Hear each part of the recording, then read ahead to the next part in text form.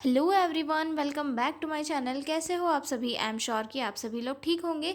तो चलिए हम लोग आज का वीडियो स्टार्ट करते हैं। इस वीडियो में हम लोग जो है एक प्रीवियस ईयर क्वेश्चन पेपर का क्वेश्चन डिस्कस करने वाले हैं about family welfare program and RCH program. ठीक है, 8 नंबर का क्वेश्चन है जिसे हम बहुत ही सिंपल और ईजी लैंग्वेज में डिस्कस करेंगे। ठीक है, तो बेसिकली हम जो है सिंपल इससे स्टार्ट करते हैं। तो सबसे पहले एक जनरल सिचुएशन आप इमेजिन करो कि अगर कोई फैमिली है और उसमें जो है बहुत ज़्यादा बच्चे हैं और इनकम की रिसोर्सेज कम है और मदर भी वीक है, तो क्या होगा कि जो है मदर की हेल्थ ख़राब है तो बच्चों का जो है प्रॉपर न्यूट्रिशन नहीं मिल पाएगा।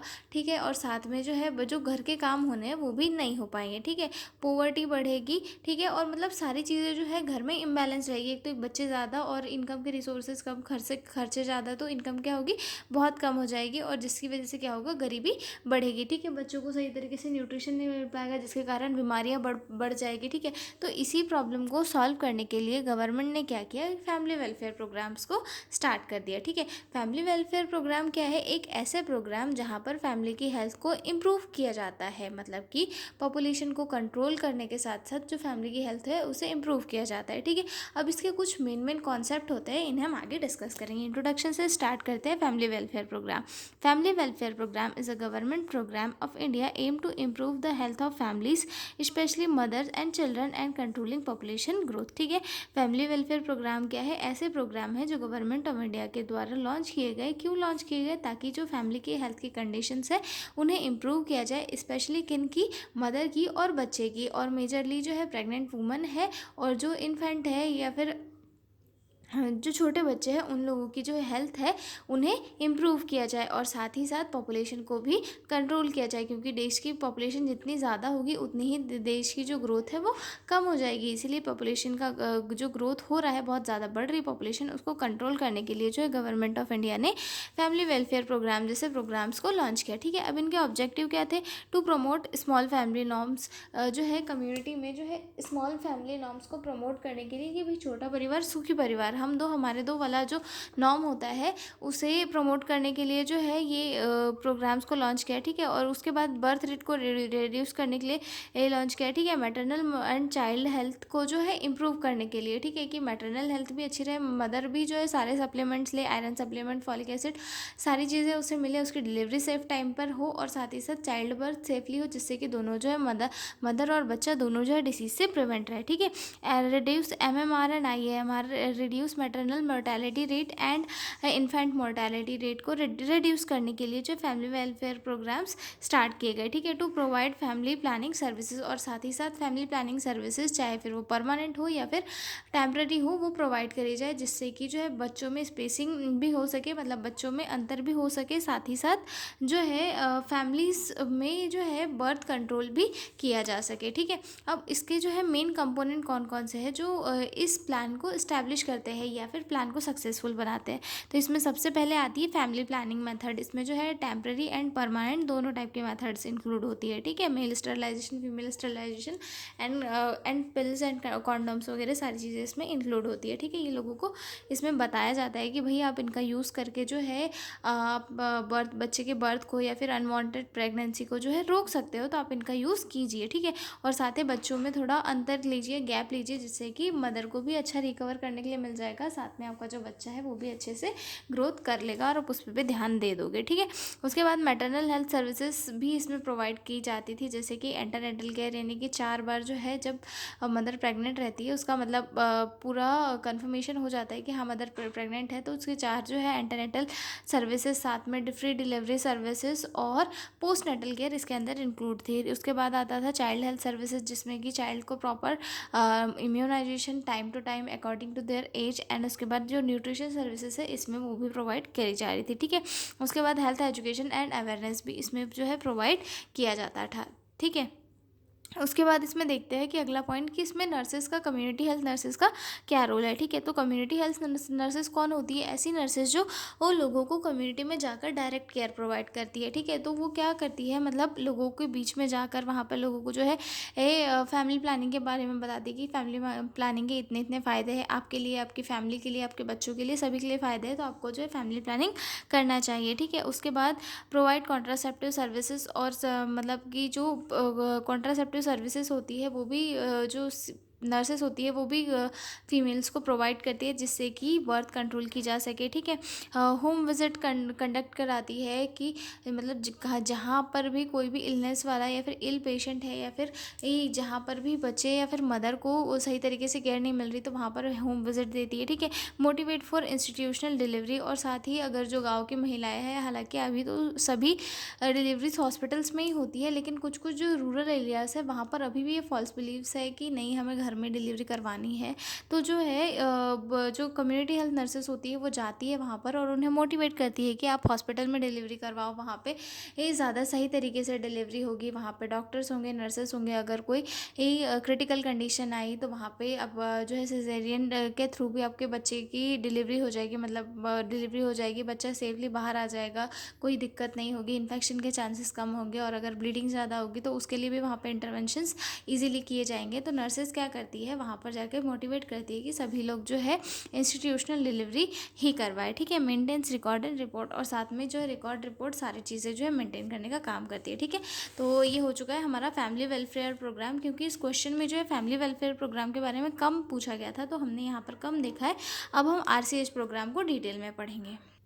RCH प्रोग्राम यानी कि reproductive and child health program. ठीक है, ये RCH प्रोग्राम जो है एक ऐसा प्रोग्राम है जो रिप्रोडक्टिव हेल्थ और मैटरनल हेल्थ और चाइल्ड हेल्थ और एडोलसेंट हेल्थ तीनों तीनों चारों चीज़ों को जो है कवर करता है। ये जो है एक इंटीग्रेटेड प्रोग्राम है। ठीक है, जो गवर्नमेंट ऑफ इंडिया के द्वारा लॉन्च किया गया था। ठीक है, इंट्रोडक्शन से देखते हैं।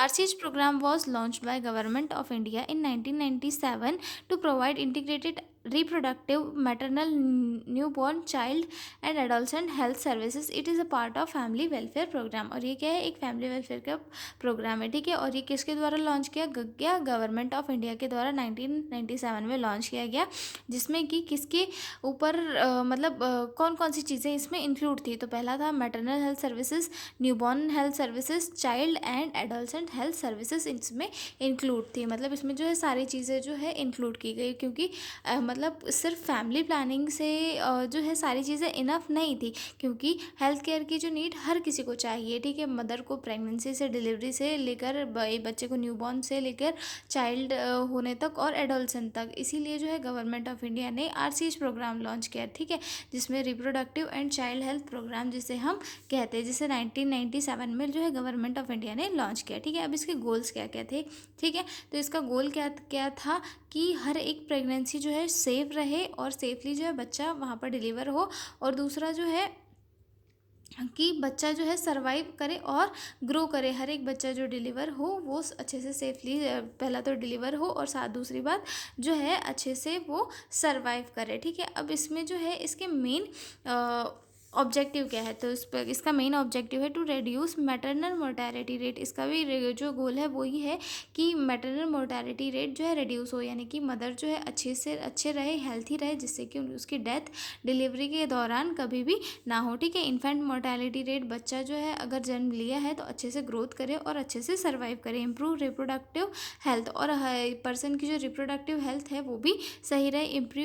Improve universal access to quality health services, मतलब सभी को जो है एक क्वालिटी हेल्थ सर्विसेज में एक्सेस मिले, सभी लोग जो है अच्छी हेल्थ सर्विसेज को यूज़ करें। उसके बाद आता है to promote safe motherhood and child survival, और ये जो किसको प्रमोट करता है, सेफ मदरहुड और चाइल्ड सर्वाइवल को जो है प्रमोट करता है। ठीक है, अब इसके जो है कुछ दो फेजेस थे। पहला है इसमें RCH फर्स्ट 1997 से लेकर 2004 तक चला था ये। ठीक है, जिसमें किस पे फोकस किया था, focus on basic maternal and child services. इसमें जो है basic maternal and child health services पर इसमें फोकस किया गया था। ठीक है, स्ट्रेंथनिंग इम्यूनाइजेशन, इसमें इम्यूनाइजेशन के ऊपर ज़्यादा जो है जोर दिया गया था, और इसमें जो है एसेंशियल ऑब्स्टेट्रिक केयर्स के ऊपर भी जो है जोर दिया गया था। अब उसके बाद जो है ये रिवाइज हुआ फेज़ 2 में, जो आया 2005 में और अभी तक चल रहा है। ठीक है, integrated with national rural health mission, और ये किसके साथ जुड़ा, फिर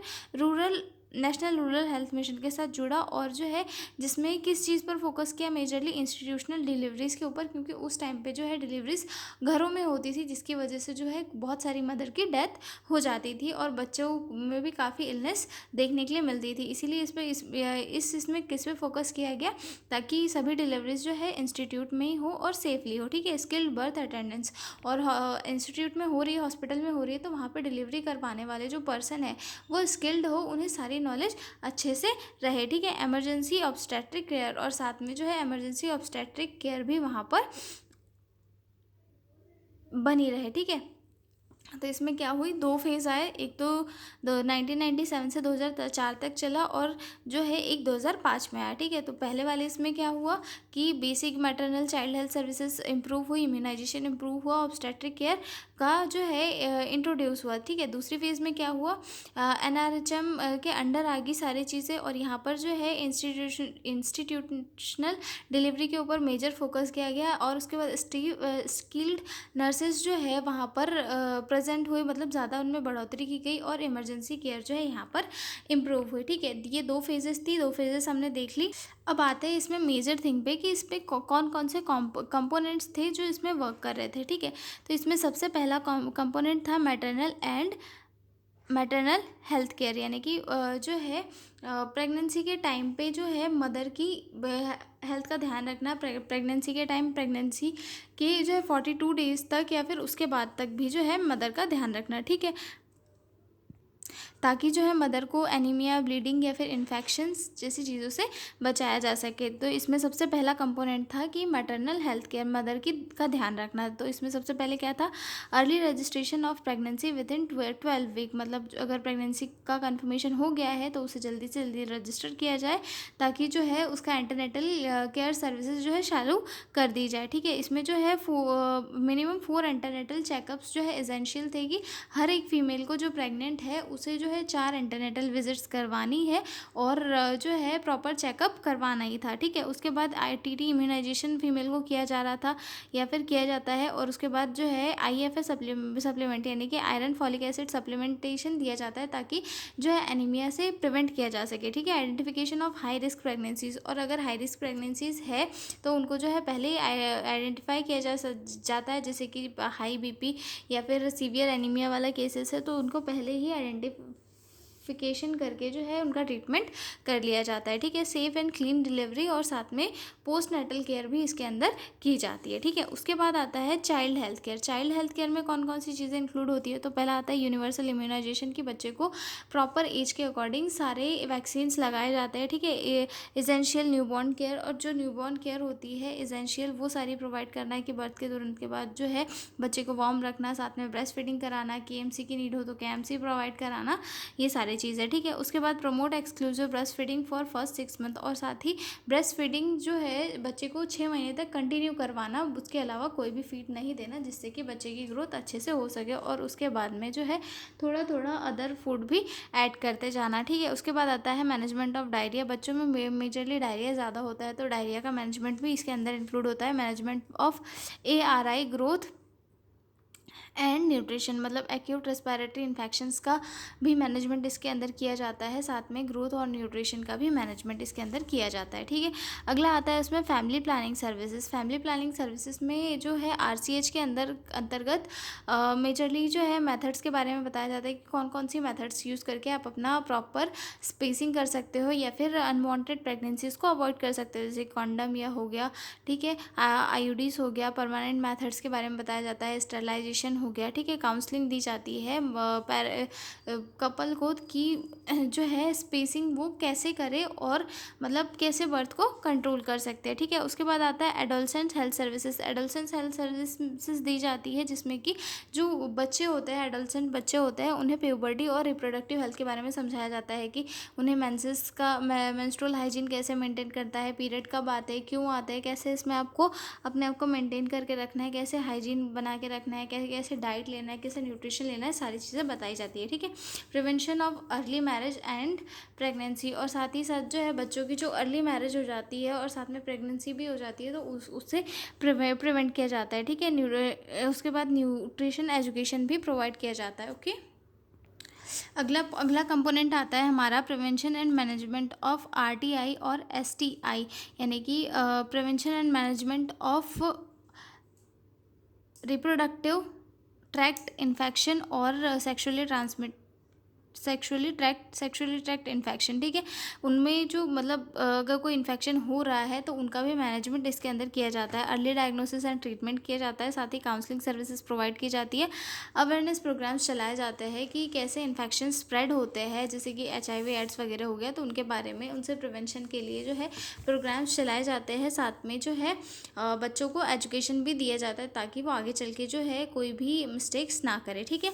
उसके बाद इसमें जो है कुछ की इंटरवेंशंस है RCH के अंदर जो बहुत ही कारागार साबित हुए, हम एक तरह से बोल सकते हैं। तो इसमें सबसे पहला आता है जनानी सुरक्षा योजना, जिसे JSY किया जाता है। इसके अंदर जो है फीमेल को जो मतलब जो डिलीवरी कर रही है या फिर मतलब जिसकी डिलीवरी है उसे इंसेंटिव्स भी दिए जाते हैं। साथ में इंस्टीट्यूट के अंदर जो है फ्री डिलीवरी भी करवाई जाती है, ठीक है। ये गवर्नमेंट के द्वारा चलाई गई स्कीम होती है जिसमें गवर्नमेंट फीमेल को पैसा देती है। गवर्नमेंट पैसा इसलिए देती है कि भाई पैसों के इससे ही कम से कम पब्लिक आए और हॉस्पिटल में अपनी डिलीवरी करवाए, ताकि जो है बच्चे की ग्रोथ सही रहे और मदर की ग्रोथ भी सही रहे, ठीक है। उसके बाद आता है सेकेंड इसमें ये जनानी शिशु सुरक्षा योजना, जिसमें जो है फ्री सर्विसेज प्रोवाइड की जाती है प्रेग्नेंट वुमन को और बच्चों को, ताकि उनका जो ट्रीटमेंट है वो सही तरीके से हो सके, ठीक है। उसके बाद इसमें थर्ड इंटरवेंशन है स्किल्ड बर्थ अटेंडेंट, जो बर्थ कराते टाइम जो नर्सेस है, जो स्टाफ है वो स्किल्ड रहे, ठीक है। साथ ही इमरजेंसी ऑब्स्टेट्रिक केयर की भी इसके अंदर जो है इम्प्रूव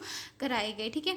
उसके बाद देखते हैं achievement of RCH program. Achievement कौन कौन सी है, ठीक है। तो इसमें सबसे पहले अब सारी चीज़ें हैं, मदर को वो जो है हेल्थी चीज़ें मिल रही है, डाइट मिल रही है, इंसेंटिव मिल रहा है, साथ में वो प्रॉपर बच्चों के बीच में जो है गैप ले रही है, और सारी चीज़ें अगर वो अच्छे से मेंटेन कर रही है तो उससे क्या होगा कि ऑलरेडी MMR और IMR की जो रेट है वो कम हो जाएगा, यानी कि maternal mortality rate and infant mortality rate भी कम हुआ। तो जो RCH प्रोग्राम के अचीवमेंट के चलते जो है IMR और MMR का जो रेट है वो काफ़ी नीचे आ गया, ठीक है। और इंस्टीट्यूशनल डिलीवरी के जो केसेस है वो इंक्रीज़ हो गए, मतलब पब्लिक ने क्या किया कि घरों में डिलीवरी ना करवा कर डायरेक्ट इंस्टीट्यूट में जाकर अपनी डिलीवरीज कंडक्ट कराई, ठीक है। इम्प्रूव्ड इम्यूनाइजेशन कवरेज, और साथ ही सभी बच्चों को जो है प्रॉपरली इम्यूनाइजेशन मिला, मतलब सारी वैक्सीन बच्चों को मिलने लगी, ठीक है।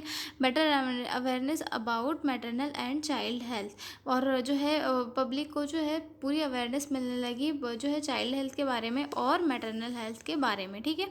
समझ में आ गया। अब हम देखेंगे role of community health nurse in RCH, यानी कि कम्युनिटी हेल्थ नर्स का जो है रोल क्या होता है RCH में, यानी कि reproductive and child health services में जो है क्या रोल है। तो इसमें सबसे पहले जो है नर्सेस क्या करती है कि सारी जो प्रेग्नेंट वूमन है उन्हें रजिस्ट्रेशन करती है और साथ में उनका जो ट्रीटमेंट है वो चालू कर देती है, ठीक है। Provide antenatal care and postnatal care provide करने का काम करती है। इम्यूनाइजेशन सेशंस देती है प्रेग्नेंट वूमन को भी और उसके बच्चे को भी, ठीक है। Educate mother on nutrition and breast feeding, और मदर को और बताती है कि आपको अपने बच्चे को कैसे ब्रेस्ट फीड कराना है, ठीक है। क्या क्या डाइट लेना है जिससे कि आपकी हेल्थ अच्छी रहेगी, बच्चे को अच्छा प्रोटीन मिलेगा, क्या क्या आपको करना है। साथ में ये भी सिखाती है कि आपको सिर्फ 6 महीने तक बच्चे को एक्सक्लूसिव ब्रेस्ट फीडिंग करानी है, यानी कि ब्रेस्ट फीड के अलावा और आपको कोई भी फीड जो है बच्चे को नहीं देना है, ठीक है। Identify high risk cases and refer, और अगर कोई हाई रिस्क प्रेगनेंसी है जैसे कि एक्लेम्शिया वाली है या फिर डायबिटिक मदर है या फिर हाई BP वाली मदर है, सीवियर एनीमिया है, तो जो नर्सेस है वो उन्हें जो है रेफ़र करती है ताकि उनका ट्रीटमेंट हो सके और वो एक सेफली जो है अपनी डिलीवरी कर सके और बच्चे को जो है जन्म दे सके, ठीक है। प्रमोट इंस्टीट्यूशनल डिलीवरी, और साथ में नर्सेज जो है ये इंश्योर करती है कि हर एक डिलीवरी हर किसी एरिया की जो है एक अच्छे इंस्टीट्यूशन में हो ताकि जो है बच्चा सेफली डिलीवर हो सके, ठीक है। तो ये हो चुका है हमारा यहाँ पे 8 नंबर का क्वेश्चन कंप्लीट। अब हम मिलेंगे अगले वीडियो में एक नए क्वेश्चन के साथ, तब तक आप लोग बने रहिए मेरे साथ। और अगर आपको PDF नोट्स की रिक्वायरमेंट हो तो डिस्क्रिप्शन में मेरा मेल दिया हुआ है, आप उस पर कॉन्टैक्ट करके PDF नोट्स ले सकते हो। तो मिलते हैं अगले वीडियो में, तब तक के लिए बाय बाय।